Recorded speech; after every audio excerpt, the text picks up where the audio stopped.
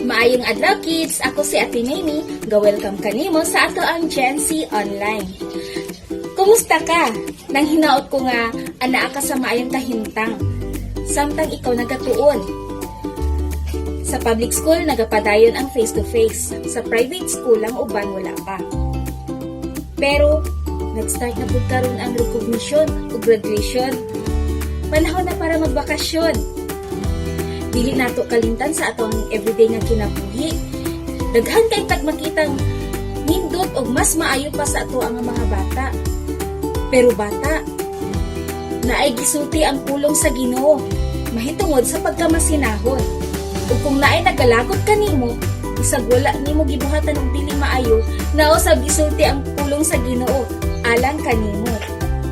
Ang ato ang memory verse uban na nato si Teacher Mai. Ug ang atong Bible lesson makita sa 1 Samuel chapter 24 verses 1 to 22 ug chapter 26 1 to 25. Ato kining padayon pinaagi sa pag-ampo. Atong i-fold ang ato ang kamot bata. Tungod kay makipag-istorya kita sa Ginoo, mao kini ang pag-ampo. Isulti nimo kaniya kung unsa ang imong mga pagpasalamat ug mga dili maayo nga gibati sama sa kasina, sa kalagot ug uban pa.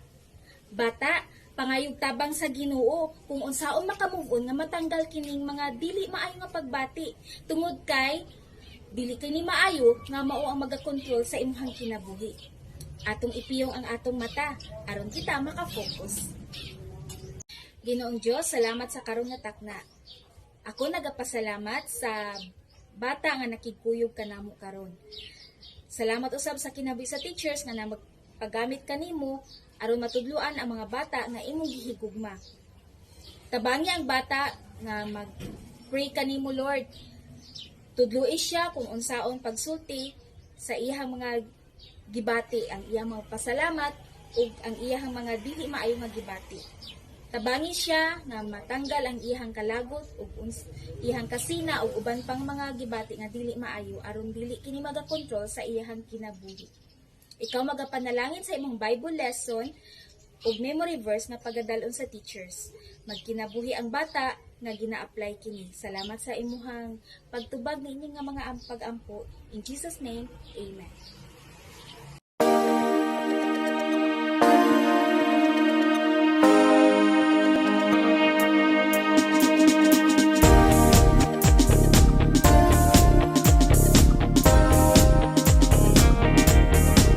We're gonna do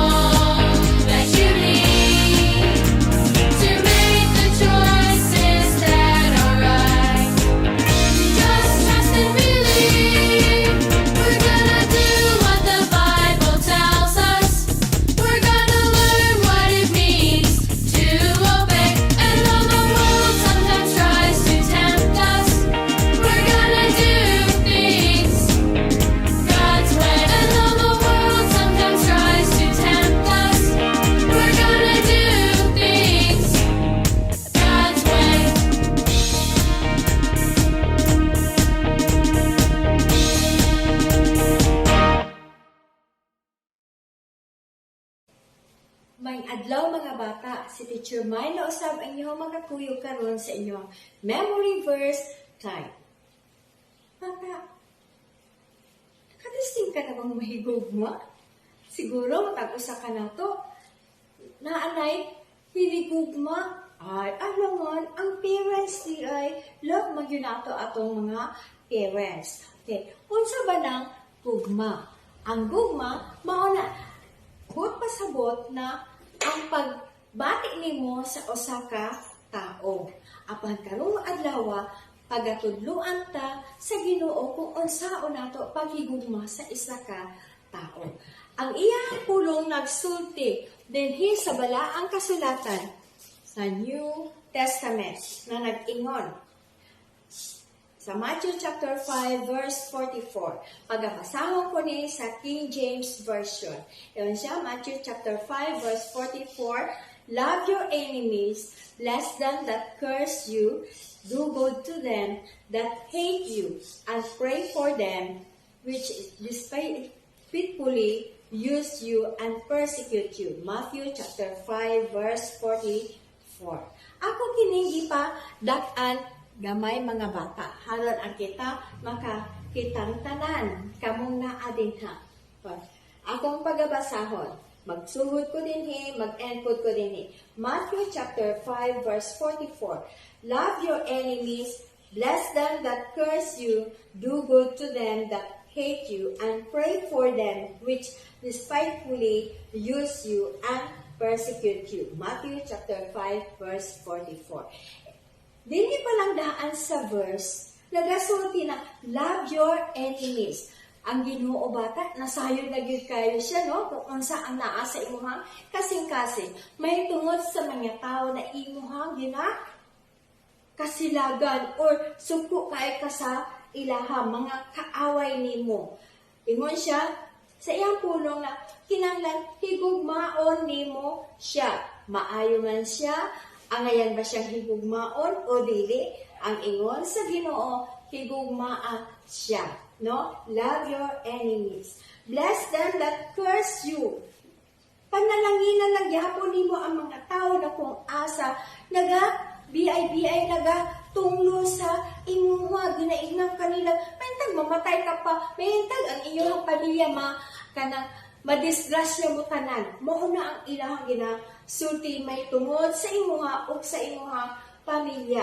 Nya? Do good to them that hate you. Bisa tinuod. Nangasuko sila sa imuha. Lain ang ilang mga tinagdan sa imuha. Pero, unsay disulti niya, na mo hatag lang yapon ka o pagtagad sa ilaha. Imo lang yapon silang pagatabangan. Imo lang yapon silang pagatagaan o mga kinahanglan nila. Basig na yung mga nagkinahanglan karon na mga bata na sama nimo na ay kasuko sa imuha. So, ipakita kanila ang gugma sa Ginoo pinaagi sa paghatag. O ang pray for them. Ang puan nimo kaysa katong mga molestya sa imuha, no? Despitefully use you. Pananglitan kanang gisugo sila. Unya ang ikaw ang ginahatag nila ang responsibilidad sa imuha. Bisa pag dili unta ikaw ang ginasugo, pero ila kang ginagamit. Okay? Then, use you and persecute you. Na yung mga tao na ginahinginlan ka mga bata.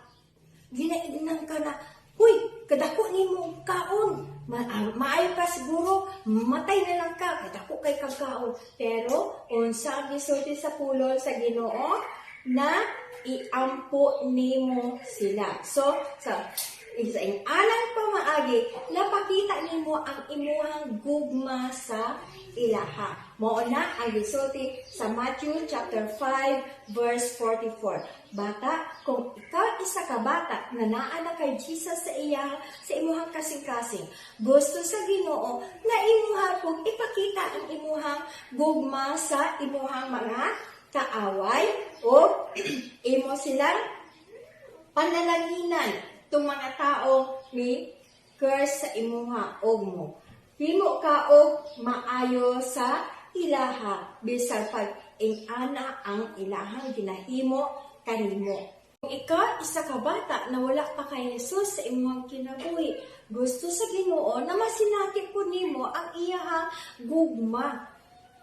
Bata, nakahibalo ka ba na sa dihang makakasala ka pa or senior ka pa, abin nimo bata, nahigugma na daan ang Ginoo kanimo. O gusto niya na kana ko nagugma, maanaa kanimo, pinaagi sa pagdawat nimo kay Jesus na imuhang Ginoo og manluluwas sa imuhang kinabuhi.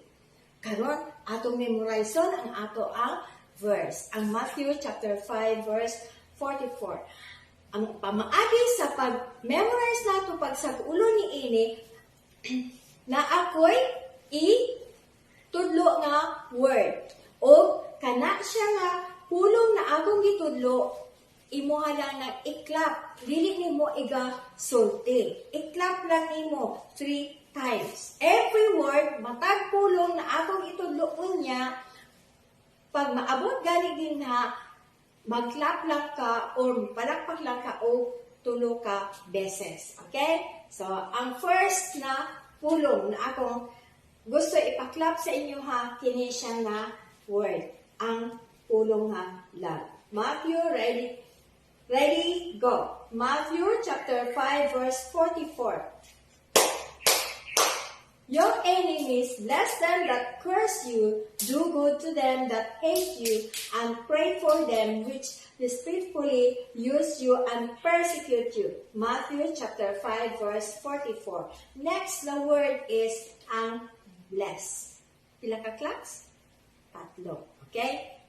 Matthew, ready, go. Matthew chapter 5 verse 44. Love your enemies, them that curse you, do good to them that hate you, and pray for them which despitefully use you and persecute you. Matthew chapter 5 verse 44. Okay, ang next na word, kini, good. Okay? 3 times again, na claps. Okay. Matthew, ready, go. Matthew chapter 5 verse 44. Love your enemies, bless them that curse you, do to them that hate you, and pray for them which despitefully use you and persecute you. Matthew chapter 5 verse 44. Ang next is this one. Okay? 3 claps again. Ready? Go. Matthew chapter 5 verse 44. Love your enemies, bless them that curse you, do good to them that hate you, and for them which despitefully use you and persecute you. Matthew chapter 5 verse 44. Sige. Ang sunod, kini. Kini ha, ang ato kaning kung asa nato makita ng atong memory verse. Ready? Go! Love your enemies, bless them that curse you, do good to them that hate you, and pray for them that which despitefully use you and persecute you. Very good. Kanon ka nang wala na kopya. Check it out. Ready? Matthew, ready? Go. Matthew chapter 5 verse 44. Love your enemies, bless them that curse you, do good to them that hate you, and pray for them which despitefully use you and persecute you. Matthew chapter 5 verse 44. Teacher Maynie Bata, nakaagi ka na ba nga ang nangaway sa imuha sa una, karon na napoy panahon na makabalos na ka sa iya ha. O di gani, ang nagbuli sa imuha sa una, karon na anapod kay tsansa nga ibuli siya. Usan imuhang gibuhat? Si David Bata, gibuhatan siya dili maayo ni King Saul. Gilabay siya og bangkaw. Maayo na lang nakalikay siya. Niabot ang panahon na nagkaroon na pod og chance si David. Siya na pod ang nagkaroon chance nga mapatay si King Saul. Usa ka ang ihang gibuhat. Isa ka adlaw si David uban ang iyahang mga kasundaluhan sa hundreds of men, nagdali-dali sila tago sa isa ka kuweba. Nagsulod sila sa kuweba nga gamay ang agianan.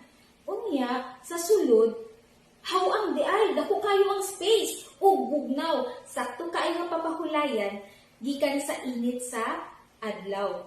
Nangutana ang isa niya katauhan, o saan na kini nga lugar? Mitubag si David, mao kini ang lugar sa Engedi. Sa ilahang pagpamahulay bata, nakita ni David nga naglibog ang ilahang mga tauhan. Naglibog na asa man nga lugar. Tungod kay perti nilang tago. Perti nilang tago sa gikan sa mga kasundaluhan ni King Saul nga nagahunting kanila aron sila mapatay. Na-recall ni David ang iyahang kaagi itong time nga nag-goodbye na siya kang Jonathan. O si Jonathan, nag-goodbye na pud kang David. Sa katunga adlaw, masubo kaayo kadto tungod kay mao kato ang ilahang last nga panagkita ni Jonathan. Sa iyahang pagtago, determinado na kaayo si King Saul nga patyon si David. Tungod sa kasina nga sala, mao ang nagkontrol na sa kinabuhi ni King Saul. Kabalo ka bata, ang sala mao lang hinungdan nga makabuhat ang tawo og dili maayo. Kitang tanan, gipanganak kita nga nakontrol sa sala. Wala ginasunod ang kabubutong sa Ginoo. Maisip siguro nimo nga okay lang ang imuhang sala nga nahimo. Kay walay nakakita sama sa imuhang dili maayo nga motibo. Imuhang pamalikas dili man makapatay. Ang imuhang gibuhat na pagpanghilabot kay wala nakakita sa imuha. Siguro okay lang sa imuha pero kabalo ka bata, ang imuhang sala mo ang nakapahilayo sa Ginoo. Tungod kay ang Ginoo holy siya. Balaan, wala siya sala, pure, perfect. O kabalo ka, hate niya ang sala. Pero gihigugma ka sa Ginoo. Naghatag siya o pamaagi aron ikaw mapasaylo sa imong sala.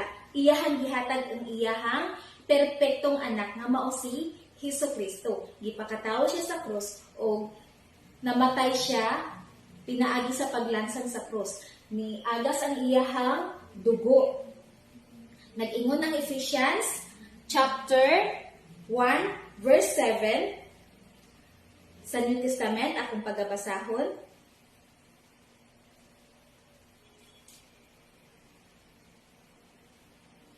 In whom we have redemption through His blood, the forgiveness of sins according to the riches of His grace. Mo ka nang isulti sa Ephesians chapter 1 verse 7. Nagpaagas ang si Hesukristo sa iyahang dugo. Ug nag-ingon pa gyud ang 2 Corinthians chapter 5 verse 21 dinhi gihapon sa first sa New Testament.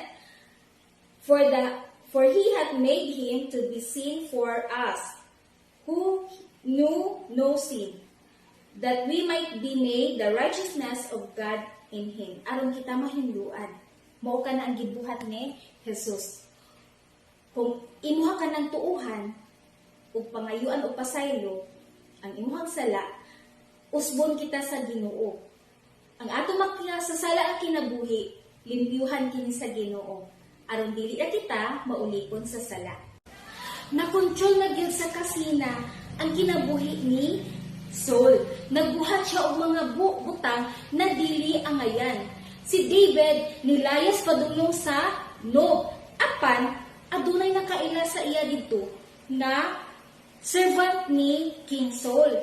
Hinungdan na niadto siya sa lugar sa Gad, kung diin nagpuyo si Goliath sa unang panahon, tungbuhi pa siya.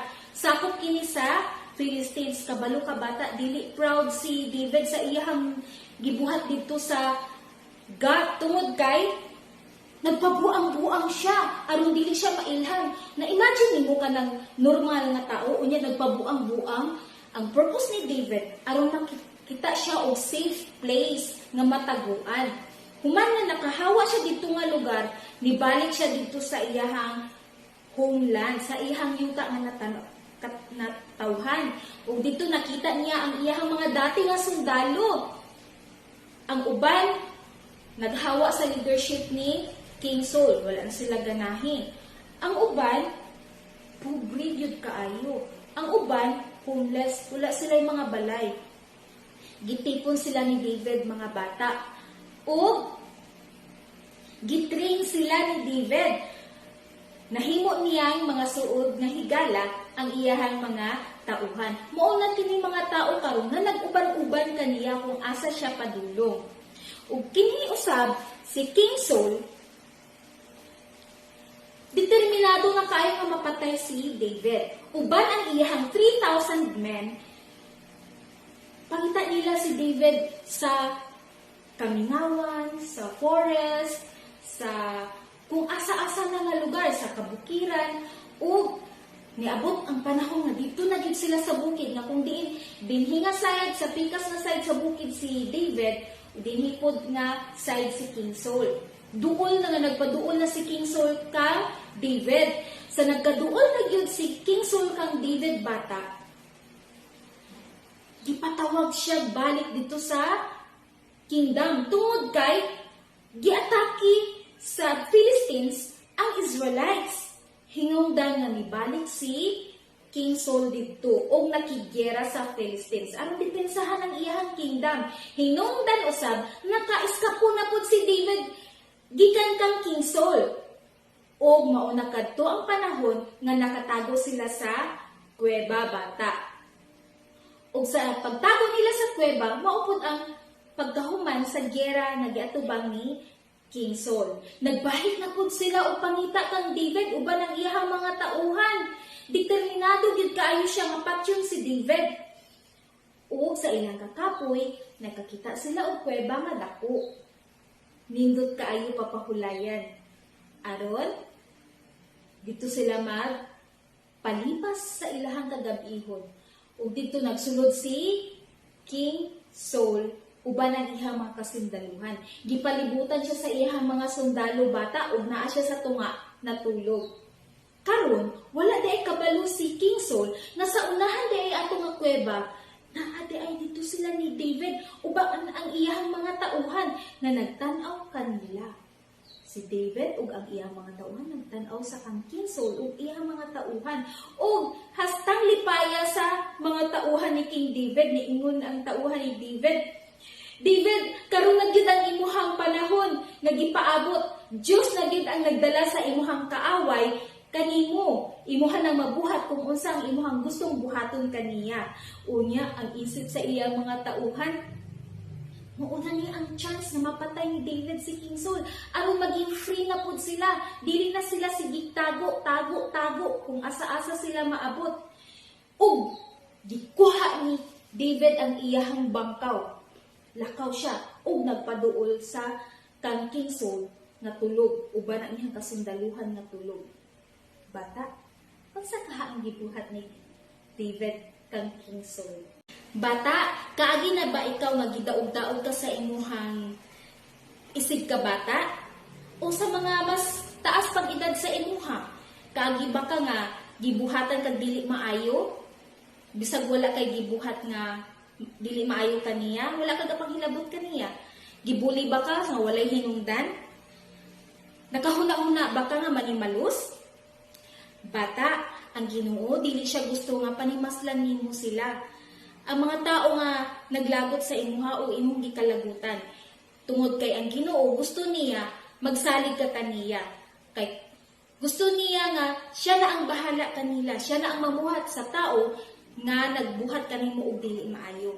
Kabalo ka nag-ingon ang Romans chapter 12 verse 21, but be not overcome of evil, but overcome evil with good. Mao na ang gusto sa Ginoo. Dili nimo panimaslan, tagaan hinuon nimo og maayo nga pagtrato. Tagdon gihapon nimo sila og maayo. Kung naa sila kinahanglan, ihatag gihapon nimo kanila kung unsa ilang gikinahanglan. Og nag-ingon din sa verse 19 sa chapter 21 sa Romans, dearly beloved, avenge not yourselves, but rather give place unto wrath. For it is written, vengeance is mine, I will repay, saith the Lord. Imong buhaton bata kung naakay kalabot sa uban nga nagbuhat nga dili maayo kanimo, iampo sila. Isalig sa Ginoo. Ikaw bata, anak ka na sa Ginoo, iampo kay Jesus. Isulti kaniya nga naay nangaway kanimo. Isulti kaniya nga ikaw nanginahanglan kaniya. Isulti kaniya nga tanggalon na niya ang kalagot nimo sa tawo nga nag-away kanimo. Bata, si David kabalo ka ang nahitabo. Gidala na niya ang ihang bangkaw kang padulong na siya kang King Saul. O kabalo ka, unsa ang iyang gibuhat? Ipatay ka niya? Wala bata. Wala niya gihilabtan si King Saul. Ang iyang gibuhat, gikuhaan niya gamay nga portion ang sid-sid sa sanina ni King Saul.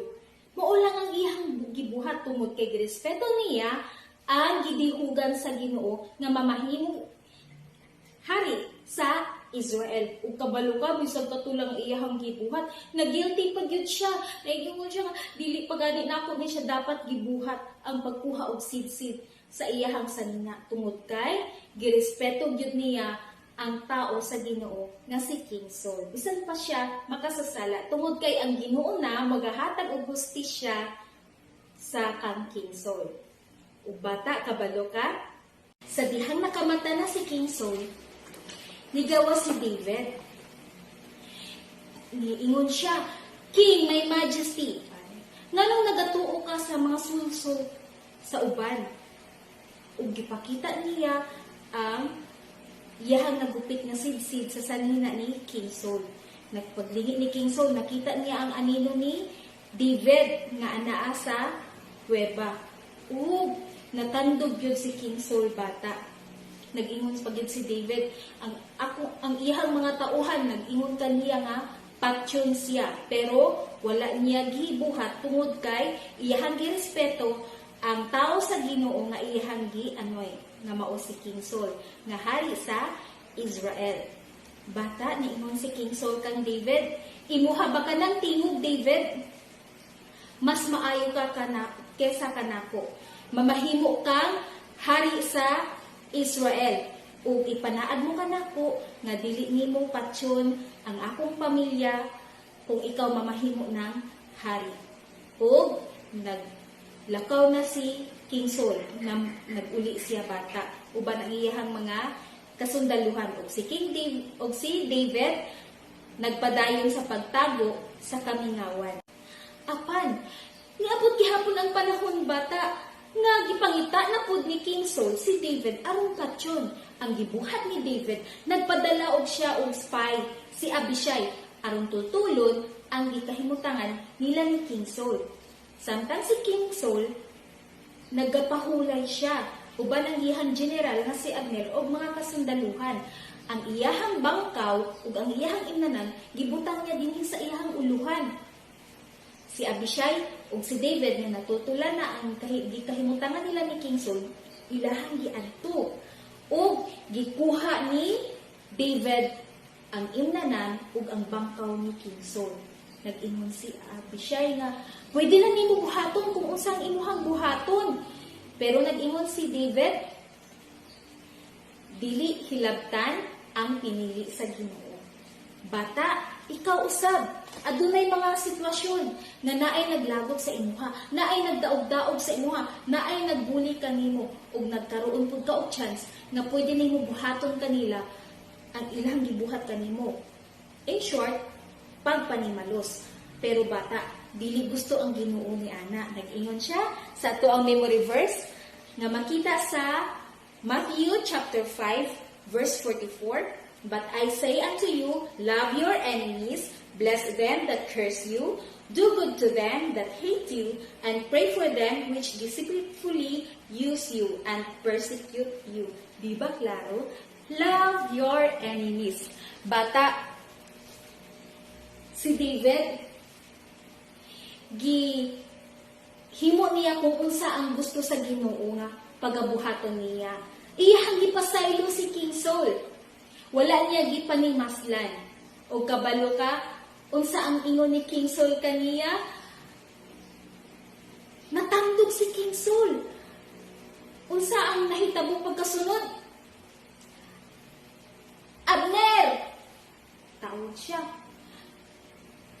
Ata si Abner. Kamata si Abner kay sundalo gud. Siya. Kisa padayon si David. Asa ang ingnanan og bangkaw sa hari? Hala. Nakahamapon si King Saul nga ang iyahang ingnanan ug ang iyahang bangkaw wala di ay. Ug ningon siya, David, imuha ba ng tingog? Nitubag si David, mahal nga hari, nganong naghimangabot ka man sa akong kinabuhi. Ug natandog si King Saul mga bata. Maayo na lang gid wala siya gipatay ni David. Gibasla ni David og kaayo ang dautan nga gibuhat ni King Saul. Wala siya gipatay, wala siya gihilabtan, wala siya gisamaran bata. O nag-ingon si David, pauli na David. Mas maayo ka kesa kanako. Ang Ginoong magapanalangin kanimo. O bata, tungod sa gibuhat ni David, nisurrender si King Saul. Sukad ato, wala na siya naghingabot sa kinabuhi ni David. Ni-surrender na siya. Wala na niya gihingabot ang kinabuhi ni David. Wala na siya naghandom nga mapatay si David.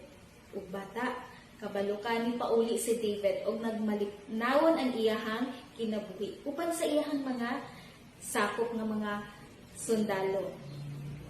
Bata, ing ana pud ang gusto sa Ginoo sa imuhang kinabuhi. Aduna kay natun-an sa pulong sa Ginoo. Dili siya gusto nga manimalos ka sa imuhang kaaway. Ug kung bata, kung wala ka pa man sa Ginoo, wala pa kay relasyon sa Ginoo, wala pa nimo nadawat si Jesus sa imuhang kinabuhi. Bata, gusto sa Ginoo nga sundon nimo ang iyahang gusto nga ipabuhat sa imuhang kinabuhi. Gusto niya nga ang gugma magahari sa imuhang kinabuhi. Bata, imo habang dawaton ang Ginoo sa imuhang kinabuhi?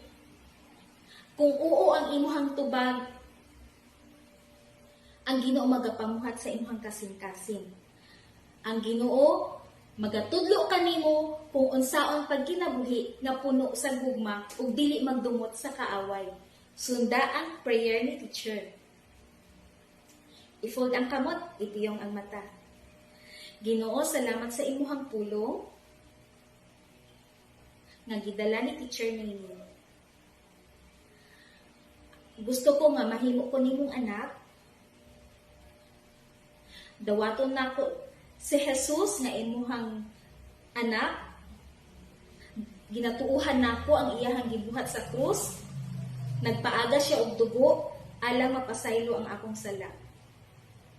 Hinlui ang akong kasing-kasing, pasaylua ako sa akong mga sala, gikan sa una hangtod karon. Tanggala ang akong kalagot, ug uban pa nga mga sala. Ginadawat ko si Jesus, nga manluluwa sa ako ang kinabuhi. Ikaw magahari sa akong kinabuhi. Tabangi ako, nga magkinabuhi, nga nagasunod sa imuhang kabubuton. In Jesus' name, Amen. Congratulations, bata, anak na ikaw sa Ginoo.